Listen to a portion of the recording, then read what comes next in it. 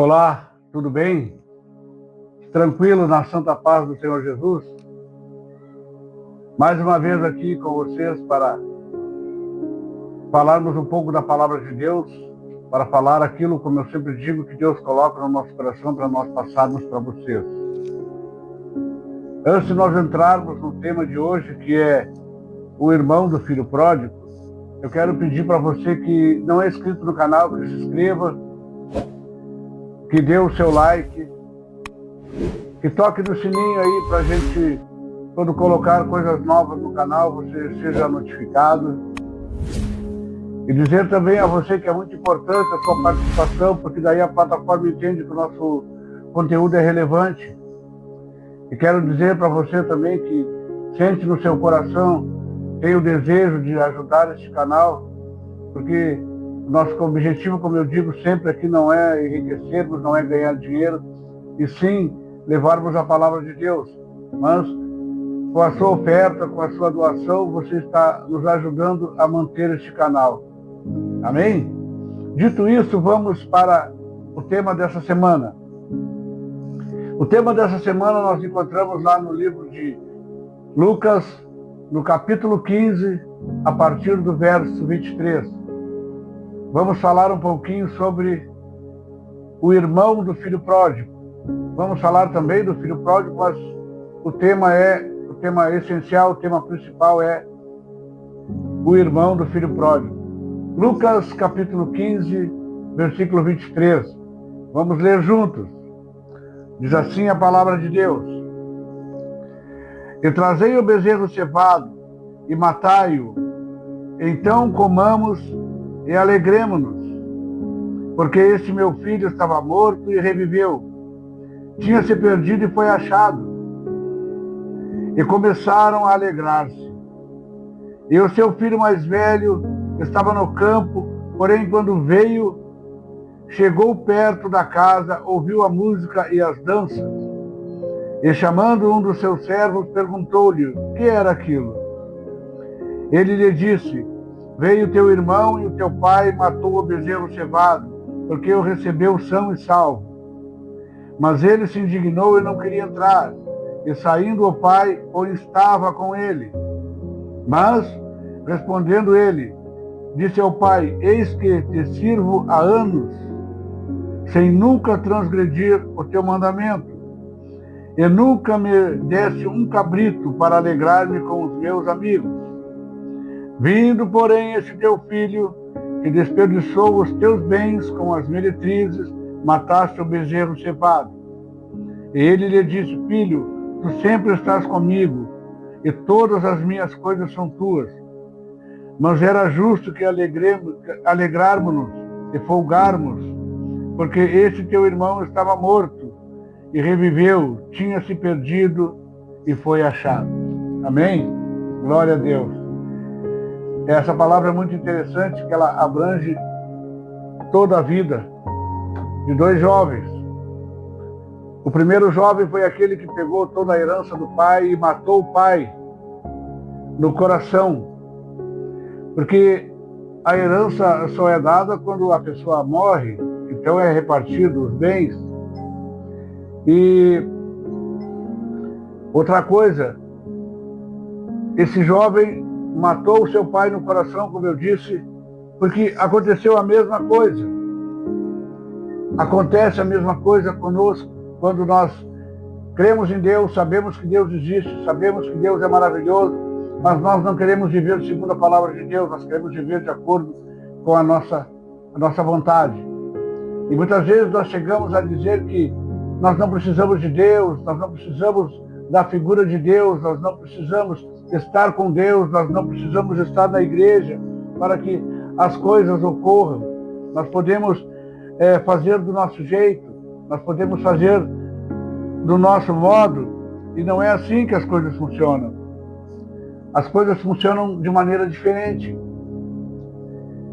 E esse jovem, quando estava perdido, esteve um tempo afastado do pai, quando ele pegou os seus bens e disse: Pai, me dá o que é meu, que eu estou indo embora, porque eu sei como viver.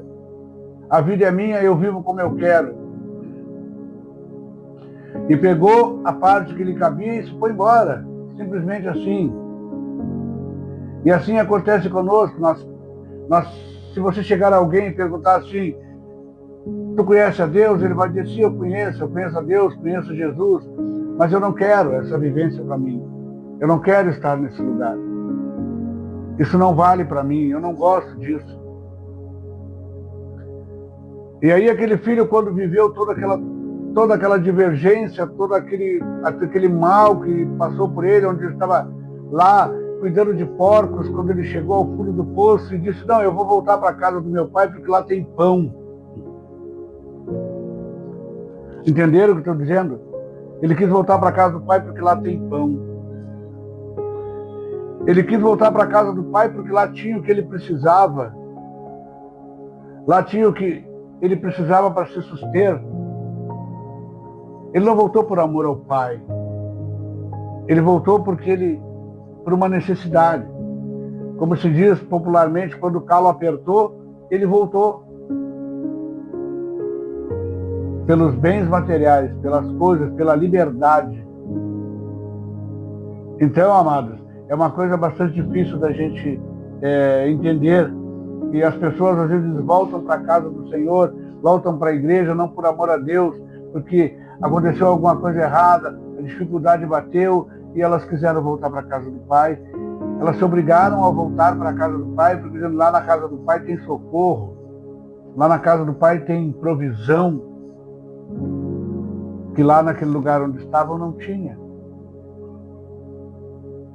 Vocês podem entender que muitas pessoas não têm esse amor por Deus. Eles querem o que Deus tem. Eles não querem Deus pelo que Ele é. Eles não querem Jesus pelo que Ele é. Eles querem Jesus, eles querem Deus pelo que Ele tem para oferecer. Da mesma sorte, o filho pródigo, o filho mais velho, ele é o religioso da família. Ele é aquele que diz, pai, eu nunca transgredi uma lei tua, eu nunca fiz nada errado, eu nunca fiz nada que te desagradasse, eu sempre estive aqui contigo. Mas ele nunca desfrutou da presença do pai, porque ele também não tem amor pelo pai. Porque se ele amasse o pai, ele se alegraria com o pai, porque o pai estava alegre, porque um filho que havia se perdido voltou. Os motivos não vêm ao caso pelo qual ele voltou, mas ele voltou. E aí o irmão mais velho, ao invés de se alegrar com o pai, não, ficou triste, ficou bravo, porque ele sabia que aquele filho, tendo voltado novamente, ele estaria nos braços do pai, a herança dele começaria a contar de novo. E aquele filho que é o religioso, como eu falei, ele vai ter que dividir de novo a herança com o irmão. E a gente sabe que naquele tempo o filho mais velho herdava a maior parte dos bens. Então ele teria que dividir com aquele irmão que foi embora, que gastou tudo, mas teria que começar de novo e ele teria que fazer parte da herança junto com ele. Algumas pessoas buscam o pai não porque o amam. Eles estão ali na igreja, eles não faltam o culto de quarta-feira, eles não faltam o culto de sexta-feira, eles não faltam o culto de domingo. Mas eles estão ali por interesse, estão fazendo alguma coisa para que Deus retribua. Ou seja, eu estou fazendo a minha parte, agora Deus tem que fazer por mim. E se Deus não fizer? Então a gente tem que entender que a gente não pode ser nenhum dos dois irmãos. Nós temos que ser aquela pessoa que eu busco a Deus pelo que Ele é, não pelo que Ele tem. Eu estou na casa do Pai pelo que Ele é, amor, paz, alegria. Eu estou na casa do Pai porque Ele vai me abençoar, porque a minha vida vai ser uma vida diferente diante dEle. Não pelo que Ele vai me dar, não porque Ele tem para me oferecer no futuro. A mesma sorte do filho pródigo, voltou para Deus, voltou para a casa do Pai, pelo que o Pai tinha para oferecer, porque na casa do Pai tinha pão, na casa do Pai tinha muitas coisas. que iam satisfazer a vida dele. Se a gente colocar os dois juntos, a gente vai entender que eles eram filhos do mesmo pai, mas agiam de forma diferente. Eu quero falar para ti que está me ouvindo nesta tarde, neste dia, nesta manhã, nesta noite. Eu não sei em que momento você está vendo, que você está assistindo esse vídeo, que você está ouvindo esse áudio. Nós cometemos uma coisa chamada pecados. Temos muitos pecados, porque somos pecadores por natureza. Mas existe uma coisa chamada pecado, chamado o pecado, que todos aqueles dois irmãos, ambos, cometeram. E eu tenho como te provar isso. Eles cometeram aquele pecado de não amar a Deus, não amar ao Pai. E você comete esse pecado? Ou você diz, não, comigo não acontece isso. Eu amo Deus. Primeiramente, eu amo Deus. Independente do que acontecer. Para mim, se o Senhor fizer, Ele é Deus. Se Ele não fizer, Ele é Deus também. Então, amado, se você consegue entender isso, se você consegue entender essa situação, que Deus é Deus em qualquer situação, em qualquer momento, hoje você pode iniciar uma nova vida. Hoje você pode colocar nas mãos de Deus e não cobrar de Deus como aquele filho mais velho estava fazendo. Poxa, eu sempre te servi, tu tem a obrigação de me abençoar. Era isso que ele estava dizendo para o pai. Tu tem a obrigação de me dar as coisas e não para aquele filho que abandonou, que largou tudo. Porque todos nós também temos um pouco do filho pródigo. Nós muitas vezes abandonamos Deus pelos nossos próprios caprichos. Muitas vezes nós queremos fazer a coisa certa, nós estamos fazendo a coisa errada, tentando colocar uma capa de coisa certa. Não é o tema de hoje, mas é só uma reflexão. Você que tem família, você que tem um marido, você que tem uma esposa, aí você abandona a sua família, abandona a sua esposa, abandona o seu esposo, para viver com outra pessoa. E dizendo assim, agora eu vou ser feliz, porque agora Deus vai me abençoar. Agora eu ganhei um presente de Deus. Não tem nada de presente de Deus aí. Isso aí é um Ismael, como se diz. Né? Isaac é bênção, Ismael não. Então, não é uma bênção, não é um presente de Deus, como as pessoas dizem. Senão Deus seria incoerente. Deus desmancharia um lar para formar outro. Deixaria uma pessoa triste, sozinha, para que a outra fosse feliz. Não é assim que Deus age. Deus é amor. Por acima de tudo, Deus é justiça. Por isso, nesta tarde, nesta noite, nesta manhã, eu não sei, como eu te disse, no momento que está ouvindo este áudio ou assistindo esse vídeo, mas eu quero que fique gravado isso no teu coração, amado. Você não pode ser nenhum nem outro. Você não pode ser o filho pródigo, mas você também não pode ser o filho mais velho. Você tem que ser aquela pessoa assim que tem consciência. Eu vou voltar para o Pai, porque o Pai foi o único que me amou. O Pai foi o único que nunca me criticou. O Pai foi o único que correu para me receber de braços abertos. Porque naquela época, o filho que desonrava o pai, ele poderia ser apedrejado.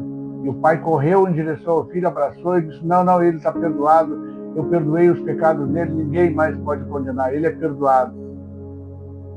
Por amor de Deus faz assim com a gente.